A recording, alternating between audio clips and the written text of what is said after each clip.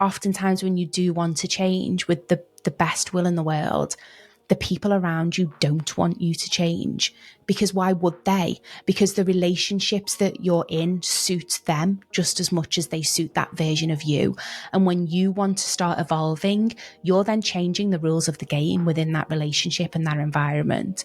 And so whilst they may be supportive to a certain extent, they've got their own agenda at play here. And one of the things that is a natural consequence of changing is you then become a mirror to other people. And that can kick up a lot of interesting things. Welcome to Great Conversations with Nicola O'Donoghue, the podcast where everyday individuals share their extraordinary stories of struggle, success, and the wisdom they found along the way. Nicola O'Donoghue, welcome to Great Conversations. How are you doing today? Feels very strange being on the other side of the conversation, I've got to say, Stian, but I'm doing okay. And thank you so much for offering to interview me today. I'm very grateful, both nervous and excited in equal measure. We have an opening tradition on this podcast where the previous guest leaves a question for the next one. And your question is as follows. What's the most important decision you've made so far, and how has it impacted your life? Sure. My guests, they like to leave interesting questions, don't they? So, yeah, I have been thinking, obviously, quite a bit about this. And I think my answer is doing the work to really understand my mindset and myself. When I burnt out in 2014, like totally hit the wall. And as part of my whole, sort of, I guess, recovery from burnout, I went what I thought was on this journey to sort of rediscover myself. And I think part of burnout and recovering from it is rest. I mean, I really, like, I had physiological symptoms. I was totally exhausted. I couldn't get out of bed. So there was a period where I did have to rest. But then what I did is, and I think is oftentimes an overlooked part of the burnout recovery process, is I did look at the structures of my life, because I think, and a lot of people don't, a lot of people rest, and then when they feel better, they just sort of, make a few changes and then keep going. And there was something about that time where I knew, I was like, no, I can't keep doing the same thing. So structurally, I need to look at my life and make some changes. And so I guess I thought at that point, and through that journey of recovery from burnout, that I was getting to know myself and, really changing my life for the better and living, I guess, more authentically. But what I realize now is that I wasn't, because whilst I did totally change the structure of my life, I mean, my God, I moved from London to Cape Town. I gave up a city job, started my own business. Like, it couldn't have been, externally, my life looked fundamentally different. But what I only realize now, looking back, is I rebuilt a new structure for my life, but from the old mindset. It was the old beliefs that I held on to that created the new structure. And so whilst externally it looked different, the internal drivers were exactly the same as what had led to me burning out in the first place. And I wasn't aware of that. And so when I say doing the work, I mean 2020, coming out of my marriage and realizing at that point something fundamentally needs to change. Like, I think at that point I finally heard the universe's lesson of, you can't keep going the way you are. You have to go internally. You have to understand more about who you are, what drives you, what your beliefs are, what you tell yourself, how you talk to yourself. And so it's that for me fundamentally changed my life. That's incredible. And it's such a big, it's a big process you're talking about. It's not a subtle change. It's not one habit. It's really looking at your whole life from the foundations up. And I'm curious, when you were doing this, when you realized, you're burnt out, you need to change your life. What do you think? What was the first step? Because again, you're talking about a lot of big life changes with your marriage and with burnout. But what was that first step you took where you felt, now I have started my new journey? Whether that's finding a therapist, or what was that first step on this big exciting journey you've gone on? Yeah. I mean, it happens in stages, doesn't it? And it's, yeah, like I Yeah. thought when I burnt out in 2014 that I'd hit rock bottom, but actually I hadn't, unfortunately. And I had to go on a 7.5 year journey that took me to some really horrendous places before I could wake up to the fact that something fundamentally needed to change. It started, I think, with just connecting with people who I felt really saw me. So I think with a lot of, well, not a lot, but I don't know. I'm probably going to go a bit deep here, but with religion and the demise of religion and the importance that it plays in people's lives, I think a lot of us are looking for meaning and purpose and community elsewhere. And so when I burnt out in 2014, I gravitated to the spiritual community, and I think it's what a lot of people do. And so I connected with women that I felt really saw me and really saw I think the exhaustion that a lot of women carry. I was operating in an environment that pulled me so into I'll get really binary, but the traditional masculine. I was that A-type red hyperachiever player. I was a no nonsense businesswoman flying all over the world, living that life. And I was so tightly wound and tightly strung. And so I was sat in this talk, and this lady started talking about living from the inside out and about the divine feminine and how we're often living our life so disconnected from who we really are. And I just felt like she'd reached into my soul and just saw me, and I just lost it. I was crying, and that was the moment where then it opened the door for me to go on this, I guess, quite a spiritual journey of who am I, and trying to discover what was important to me, trying to rest and, yeah, give some space for that. I think for me to discover what that feminine side of Nicola looked like. But so in this quest to try and find myself and to be more vulnerable and to open up and to live more authentically, I was still in relationships with people that, whilst they might have said that they were supportive of me embarking on that journey, they weren't. They were, they didn't want me to change too much because that would change the dynamics of a relationship. And so, yeah, it was like dipping my toe in and thinking that I was finding out who I was, but sort of, but not really. If we think about those times when we're burnt out, or we're going through any kind of difficult time, we can feel so isolated. And I think it resonated with me so much. You mentioning how you reach out to people, speak to people you relate to, speak to people who you see something in. And yes, we're vulnerable because we're putting ourselves out there and we're rebuilding our life. But finding those women who can speak with you, that's it's amazing what that community can do and how we can lift each Yeah, other up. absolutely. But and I think what was really difficult, and I think is whenever you make a change, is that shedding of identity. So, because I was going through burnout by myself. Like none of my peers or friends had burnt out. I sort of seemed to be the first one.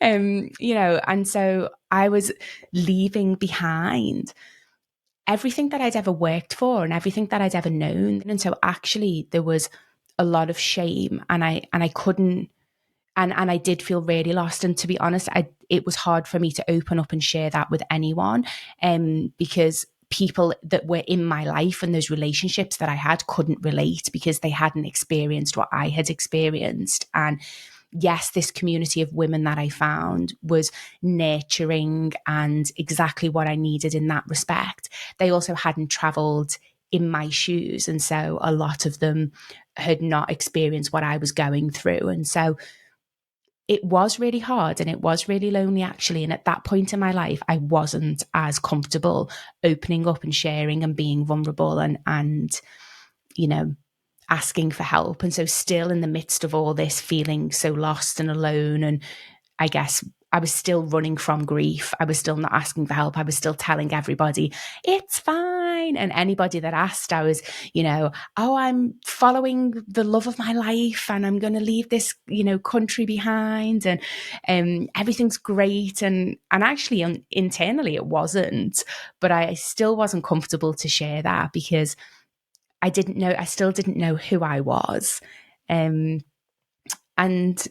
yeah, so so I think it does take time to figure out who you really are and to step into living an authentic life. And I think it's important to have grace and patience. And what I realize now is it's important to be discerning about the relationships that you have in your life.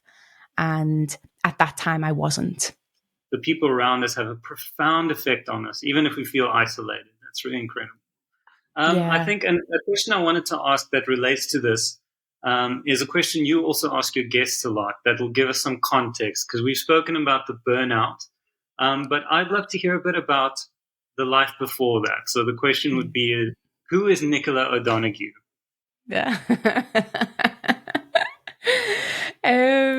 So I would say I am extremely loving, a lifelong learner, deeply sensitive, always been so curious about everything, people, life, everything. I was the kid whose nose was constantly in a book. I really am the ultimate bookworm. I loved it.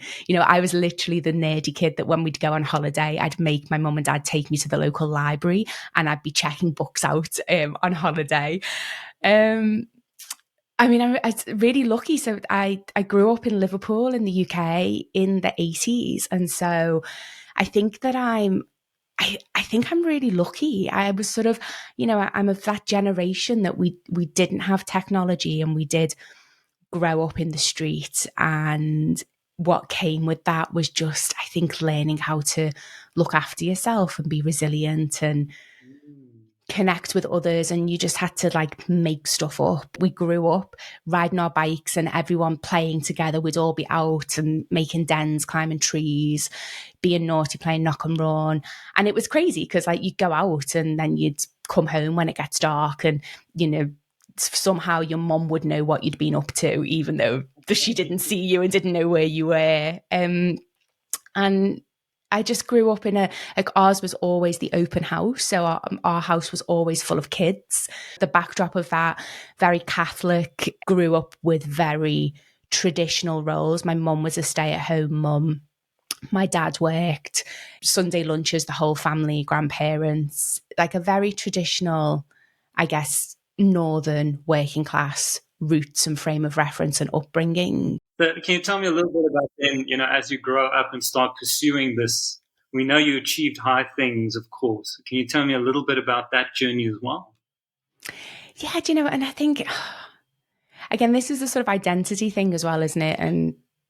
And luck and sliding doors. So I'd always been really good in school because obviously I was a nerd and loved learning.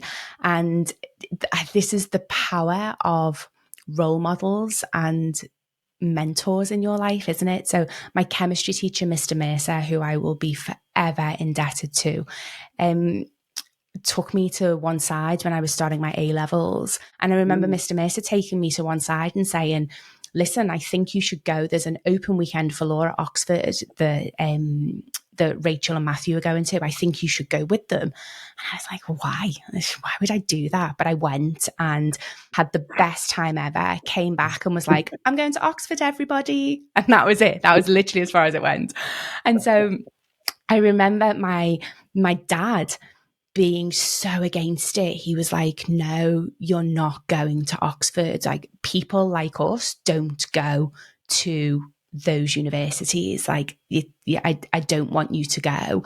And obviously at that time, I was also a very headstrong teenager that would love to argue with her dad. So I was like, I'm going to Oxford. But I had no idea. I had no idea what that even meant. And so Mr. Mercer really guided me. I ended up going to Oxford. And that, when I say it fundamentally changed the trajectory of my life, it did, because now looking back, I understand why my dad was so worried about me going there, because I then got introduced to a world that I did not know existed. And it was a really difficult adjustment again from an identity.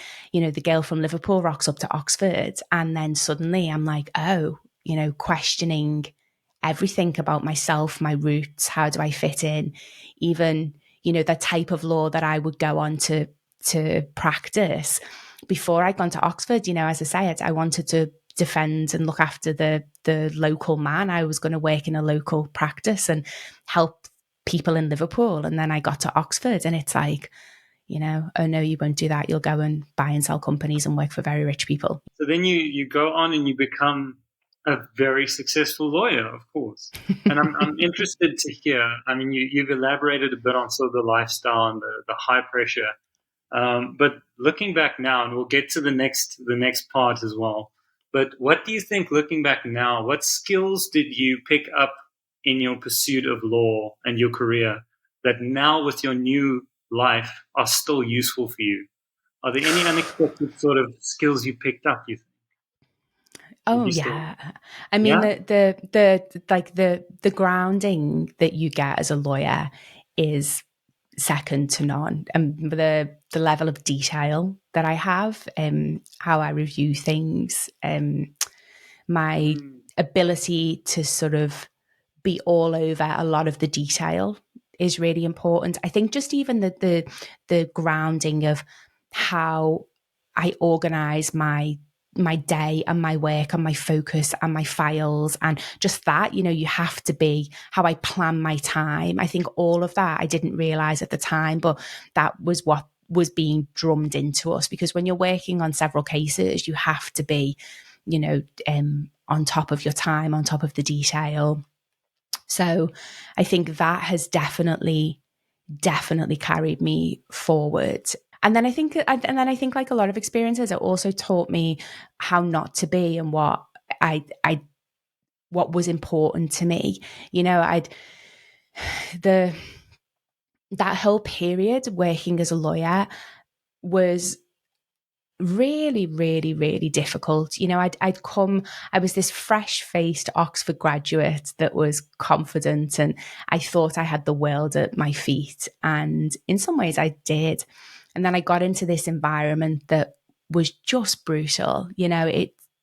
Bullying, sexual harassment, the misogyny, like it's just it was that was actually that was bigger shock to my system and my identity than going to Oxford. That was when I really thought, I don't fit in here. There was no role models, there was no development, there was no learning. Like, it's a really strange environment. Like, a lot of the trainees and lawyers, it's you're like a survivor group together, all trying to help each other out. And sort of learn from each other, and have you done mm, this, or what works, or lots of precedents and that you use, but not really fully understanding why. It's yeah. crazy environment. When in those moments, as you're every day, you're just getting, you're getting the worst of it. You're getting full on critique, no constructive of anything.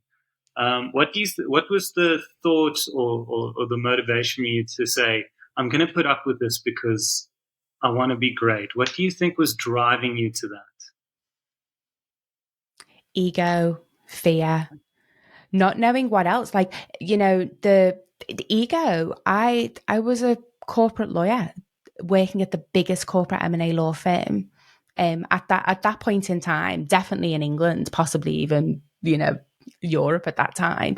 I was earning a lot of money for a 24-year-old.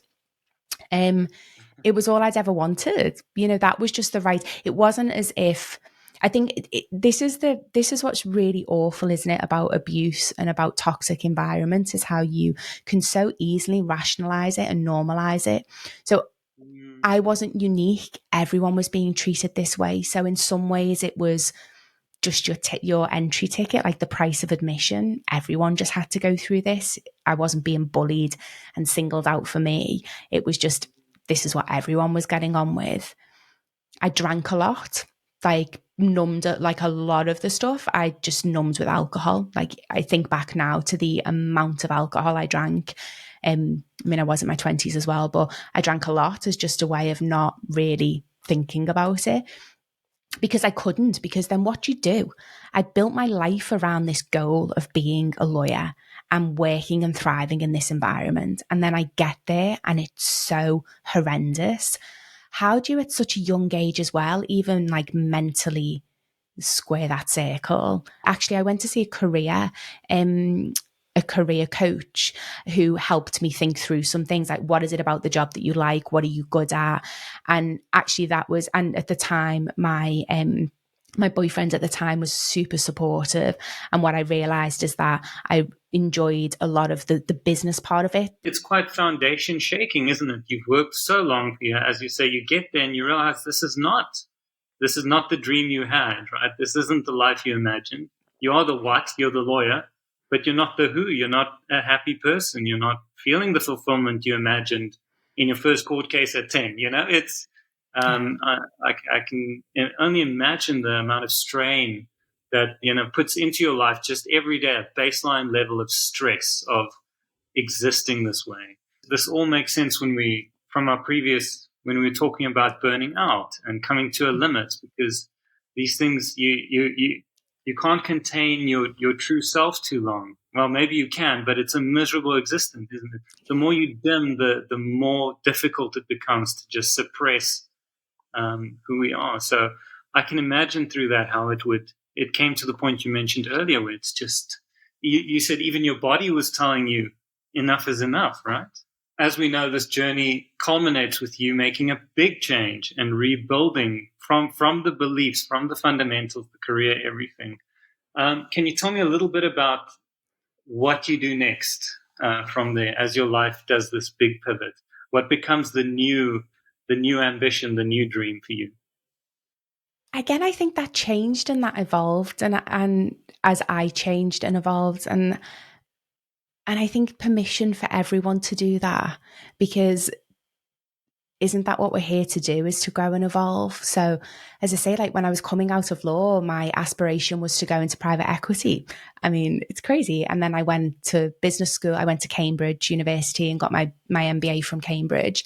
And it was when I was at Cambridge that I came across concepts such as organizational psychology. I started to hear more about how there was this whole movement within business where you looked after the employee and you built businesses that were values driven, and you thought about development. And having spent so long in a career and a profession that I felt didn't center that, it awoke something in me. And so then I went on this journey of, moving into, and at that point, my passion was talent management, organizational design and development. And I mean, to a certain extent, it still is about how do we build organizations that are mission led, that are values driven organization, that puts the employee at the heart of it, but the employee well-being and development in a way that's not lip service. And I've it's hard to find companies that do that, hence why now I'm building my own.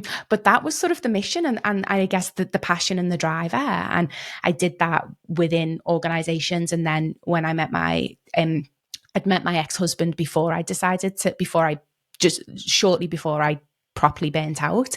And I had the opportunity to move to South Africa, and I sort of embraced that. That was my, burnout. I'm restructuring my whole life. I'm going to leave the UK behind. I'm going to leave the toxic city of London behind. And I'm going to go and build this more peaceful and balanced life amongst nature with my Prince Charming in Cape Town. And at that point, my aspiration was very much to get married, Stian, and have kids. Like I'd done the career woman, and the career woman had seen me burn my ass out. And now I was like, you know what? I really want to get married. I'd wanted to get married for a long time and have children. And I was like, that was my aspiration. I'm going to go and that's going to be my priority. So naive and sweet. I didn't know anyone other than my ex. I literally didn't know anyone.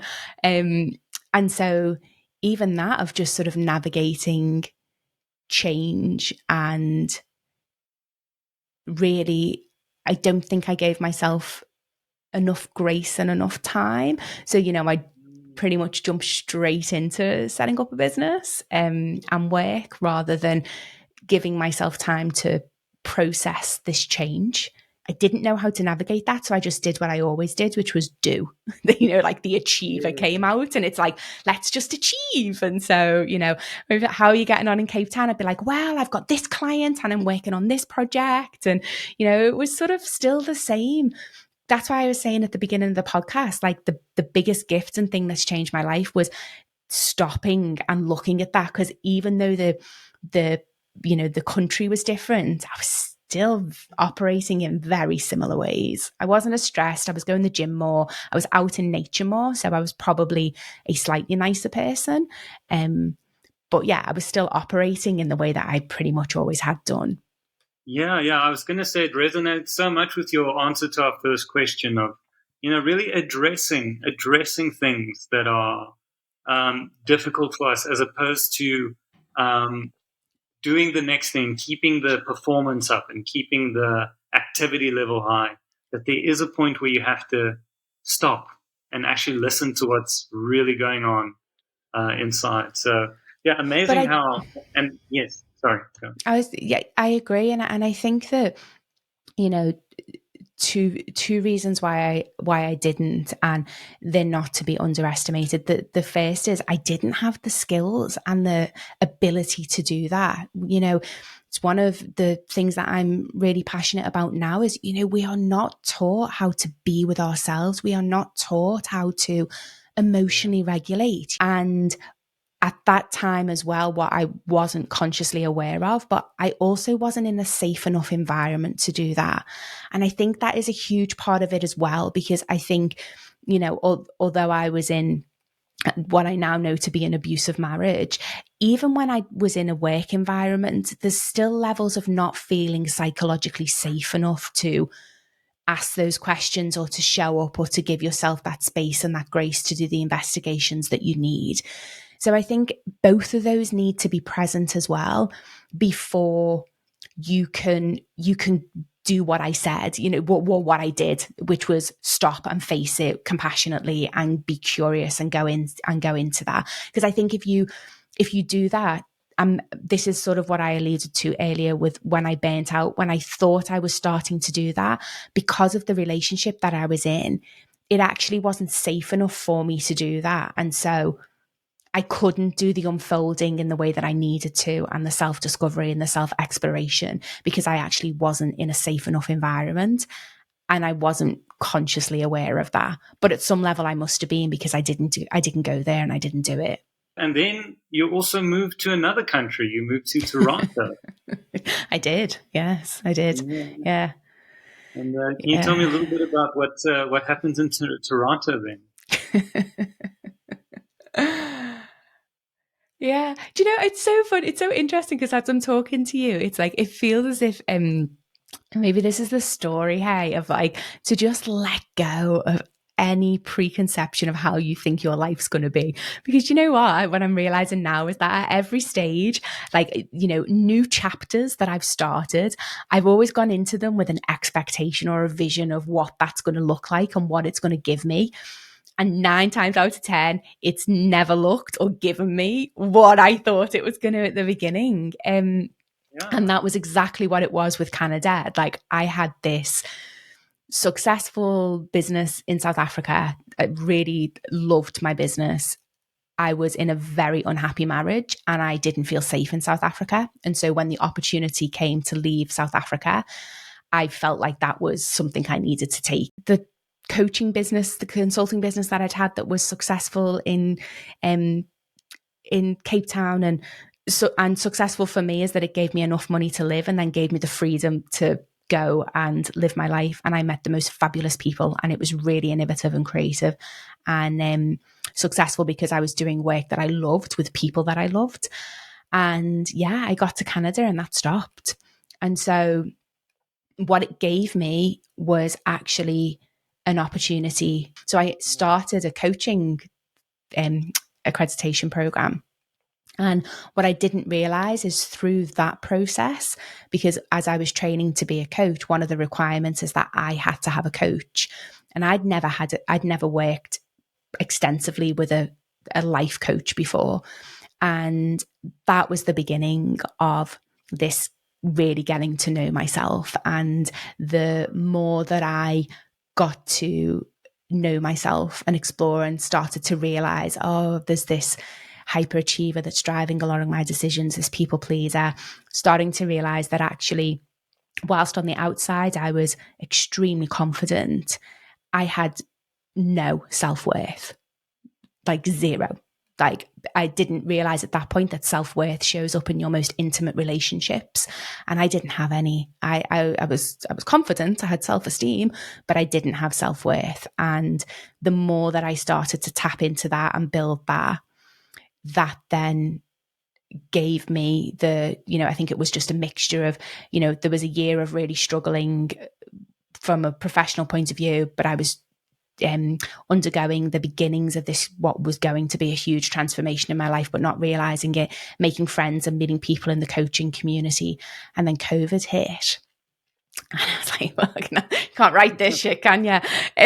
So then we went into lockdown. And then, but again, the biggest gift that there ever was, for me anyway, I know that many people had a very different COVID experience. For me, it was a gift from the universe, because I at that point found myself like able to leave my ex, and I did, and I grabbed it with both hands. I was not far off my 40th birthday, and I was in a flat, in an apartment with zero furniture, sleeping on the floor, with having to ask my dad to pay my rent because I had no money. The only thing I had was one suitcase and my cat. That was it. And I was like, how the hell did I get here? Like, this was not how it was supposed to play out. And that was the gift. It was like, in that moment, I don't know how I managed to do it, but I was compassionate. I was like, you poor woman, like, never again. Like, this can never happen again. Like, you have to do the work. You have to figure out what the hell led you to be here. And that was my ability as well, to take to take my part in and accept my responsibility for the situation that I'd been in. And so, yeah, and that was it. And so kind of did, so it didn't go the way I thought, but then what it did is it gave me that year I worked extensively with a therapist, particularly a trauma therapist. So it was only after I'd left my ex-husband that I realized that I'd been in an abusive relationship, that I definitely had PTSD. And so I went into trauma therapy, and that's when I finally met myself. And that's when I finally started to, I don't know, just love myself more and respect myself more, and dare to dream and dare to want to build a life that was more aligned with who I am and what I want to bring into the world. I'm so sorry to hear about that. The PTSD you had to go. It's really, these are not simple things to detangle. And it's really inspiring to hear as well how you talk about, like, obviously you've been, treated badly. There's been abuse by people, from the work to the marriage. Like, these are difficult relationships, but also, at the same time, talking about your part in it. Not to say that it's your fault at all, but sort of more the tangled habits we have because of what life throws at us.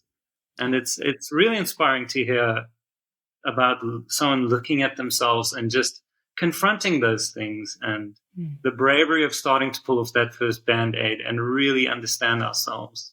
Also, I think really exciting to hear that your impulse is sort of, just from knowing you, is to share that, because for some people, these things can be very private. It's hard to, we've spoken about vulnerability today. It's hard to be vulnerable and say, I went through a lot, and to do that publicly, but also to share it. Thank you. I take that. Thank you.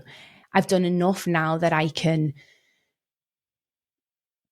talk about it without shame. It took me a long time. I mean, we're talking like 3 years on now. And there still is a little bit of that. I think it's more shame from other people. And that's why I'm very minded of, I can say now I am a domestic abuse survivor. I can say I burnt out and not have any shame around that.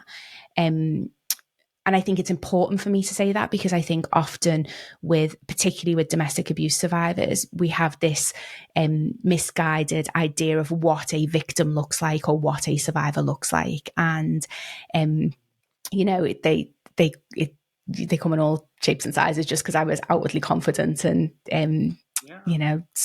successful doesn't mean that I'm immune to abuse. So it's important for me to say that.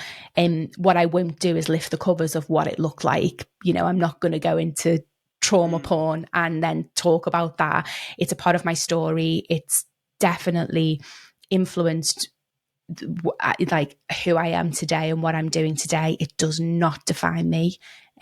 He doesn't deserve that glory. It does not define me, but it is a part of my story and I'm not ashamed of it. What I detect sort of also from what the journey we've discussed is, I know with ambition we can be very hard line with ourselves. We can be very firm with ourselves of, I want to achieve the greatest. So, you get to Cape Town and you want to build a thriving business and you want to achieve, because it's good to be ambitious, but we take a very hardline approach. And from what you're talking about now with this project, there's being kind to yourself, even with your ambition. And of course, I'd love to hear more about where it is right now, what it's currently, what shape it's currently in. intogreat is a community where people can access on-demand, customizable learning and coaching resources to help them live a happier, healthier, less stressful life. We have an assessment that we've built that is grounded in positive psychology, leadership development, behavior change. You take our assessment for free, you get a personalized report, and then you come and join our community and the platform, and you can navigate in a way that works for you. And I think that's one of the things that's so important is change and is individual and unique, and we meet you where you're at. If you want to engage in online, like very small, short micro courses that then, the whole idea is to put into action, bring it into your life, make it practical. But if you want to work with people, we've got workshops so you can come and meet people from all over the world. We've got coaches that you can work with one-on-one. We've got a book called the Dare to Be Great book that if you just want to read a book about the different areas and use that as your guide to bring what you're reading into your life, you can. And so that's what's really important for me, and as well as the podcast, is to have these different mediums where people can access the tools and the information in a way that works for them when they need it, and in a way that's not going to bankrupt them. Because I think that's really important. It sounds incredible. And you say with the coaching, I know you've got a few people on your roster. Do I understand that correctly? Can you tell me a little bit about the coaches? Yeah. So, and this is what is just so magical about intogreat, because I am building intogreat with honestly the most phenomenal humans around me. Like I am just so grateful. I put out my vision to the world and then these amazing humans have shown up. So the team and the people around me are also so reflective of my journey. And, at different points in my life, I've met these amazing humans that then, were friends, but now because it's the right time and serendipity, we're coming together to build something that is intogreat, because we're really on a mission to build a world that's more connected to itself, to build a world where authenticity and compassion and care are at the forefront of that. And as such, then it becomes a platform for people to thrive. And it's a real honor to have these phenomenal humans that are helping me build this. I'm so excited for you, and I'm so excited to see it. Thank you. Think it's going to be such a force for good in the world, So I think, you're providing this really exciting resource, of course. And I think for a lot of people, and also just from my experiences, it's very hard to take that first step, What do you think is a good way to just take a small first step in one's life to just start the process? I think it's support. So let me pull back. There's never going to be a right time to take the first step. Like there really isn't. Fear is so pervasive that there's always going to be some excuse. And I get it, and in a time poor and energy poor world, they're real. And with the cost of living crisis, so now money, there genuinely are, real external reasons for not taking that step. And I think oftentimes they can overshadow, and then you build it up to be something bigger than it is. And I think in that fear and in that desire to change, you can feel isolated. And I'm talking about myself and how I felt. I felt alone. I felt isolated. And what we were talking about earlier with meeting Fiona and that community, it gave me the courage. It made me realize that I wasn't alone. And that's been one of my big insights. And it's why I am so passionate about this podcast. We all think that our journeys are unique, and 9 times out of 10, they're not. Like, you think that you're dealing with something that nobody else in the world has dealt with. It's probably not true. It won't be exactly the same because our frame of reference and where we live, and, there will be differences, but there's a lot more that unites us than divides us. And there's a lot more that's similar. So I think connecting with the community that is Integrate, and you can do that through our YouTube channel. In the platform, there's a community, a private community space that we have. And I think just that, for me, it would be connecting and surrounding yourself with people that see you and that want and that are there for you and that get you. And that's the most important thing, because one of the things, and I did say this, I don't know how articulately, but when I burnt out, the people around me didn't get it. And I think oftentimes when you do want to change with the best will in the world, the people around you don't want you to change, because why would they? Because the relationships that you're in suit them just as much as they suit that version of you. And when you want to start evolving, you're then changing the rules of the game within that relationship and that environment. And so whilst they may be supportive to a certain extent, they've got their own agenda at play here. And one of the things that is a natural consequence of changing is you then become a mirror to other people. And that can kick up a lot of interesting things. And so connecting to a community of individuals who are on a similar journey, and a similar journey that is just simply wanting more for their life. I think it's so powerful, this idea, because I know, again, just speaking from my experience, is that feeling that you are, like you said, you have a unique problem and you're the only person in the world living through this, and you are trapped, and just suddenly realizing that there are people outside of you who relate to you. You're not a freak of nature. You're going through something that is unfortunately normal in the world we live in. That's so powerful. And, whether it's a podcast or a book or meeting someone in person, connecting with someone and realizing that that's the case, that you're not alone, it's not out of the ordinary. That is such an incredible thing to realize. And I absolutely love that. Yeah. And I think also the type of community as well, oftentimes the people closest to us as well, they want to help fix, or they want to help us. So they give us, we have a problem, and they telling you what to do, or they're giving you the solution. And I think there's something about what, particularly for Integrate, is we don't tell you what to do. What we do is create the space for you to come up with to figure that out yourself, because we trust that you've got the inner resources and resilience to do that. Only you know what you need in your life, Stian. I don't.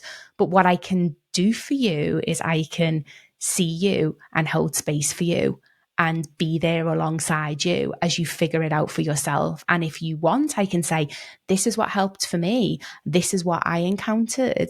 But it's up to you to go and explore that yourself, but in an environment where you're encouraged to do that.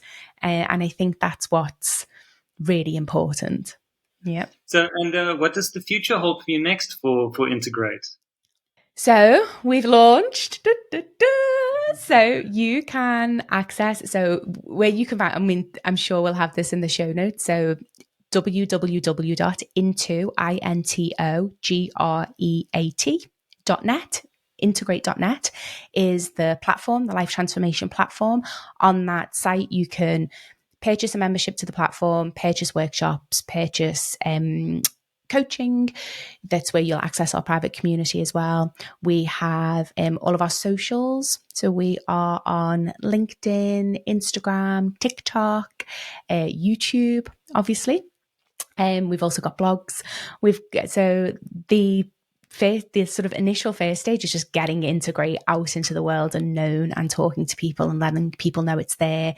It is for both businesses and individuals. So we really wanted to make it a development and wellbeing community. So if businesses are looking for wellbeing or development solutions for their employees, reach out to us. We would love to have a chat. Or for an individual that just wants to go on the journey and they're ready to take the next step, or they are thinking they might be but not sure, check us out. It's for it's for everybody, because at the end of the day, we're all human, aren't we?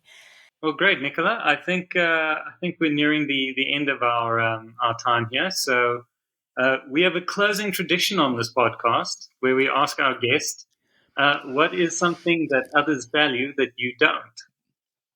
Oh my God, I have thought about this question so much. And they're really strong. So you are not going to be surprised. I no longer value small talk. Obviously won't surprise you. But I've just realised lately, particularly with Integrate, I've been at a lot more, obviously I'm networking and meeting new people. And I really struggle with small talk. And I can understand why people like it and the purpose that it serves. I just think great conversations with what I'm doing with Integrate, I'm just like, oh, I just want to tell me all about your childhood. What do you love? Who are you? It's like, oh my God, you don't even know me. But I just can't. I just struggle now with, because yeah, I think because I lived so long in that world and in the, and I don't want to say inauthentic. I don't want to sound judgmental, because small talk does not equate to inauthenticity. For me, what it does equate to, though, is a shield. And I think that's why I don't value it anymore, because through small talk, you're protecting yourself from truly being seen. And there's a lot of comfort in that. And I think because I've done so much work to shed that shield, and again, it's not the same as vulnerability. It's not, I don't verbally diarrhea my whole life history to people. I'm not talking about that. But authenticity and vulnerability are different in that respect. But it is the authenticity, what matters to you, what drives you. And I think also because of how I'm building my life and my business, back to people who are like, I only want relationships and people in my life where there's a values alignment.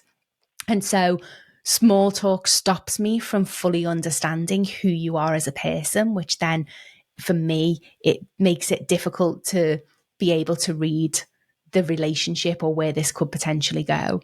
So I've noticed that I do not value small talk. I think that's a fantastic answer. I was so curious to hear what you were going to say. I wasn't sure. Now no one's going to speak to me. Now I'm very aware that I've potentially just ostracized myself from every party and event. But to be fair, I think just people know me now. Nicola, thank you so much for trusting me to do this. This is it's really a privilege to be able to interview you after editing so many of your episodes, and I've learned so much from it. Needless to say, it's made my life so much better. And yeah, so I just wanted to thank you for taking the time. No, thank you, Stian. Honestly, I was really quite nervous beforehand. I didn't know what was going to come out of my mouth. I think that's why. So thank you. I really enjoyed this conversation. I feel very seen and very heard. So thank you very, very much. thank you to the amazing individuals who make great conversations possible. My editor, Stian Maritz, musician Jamie Jenkin, and our incredible guests for their openness. Make sure to check out our website, intogreat.net, which has all the resources you need to live a happier, healthier, less stressful life. Sending you so much love. Bye for now.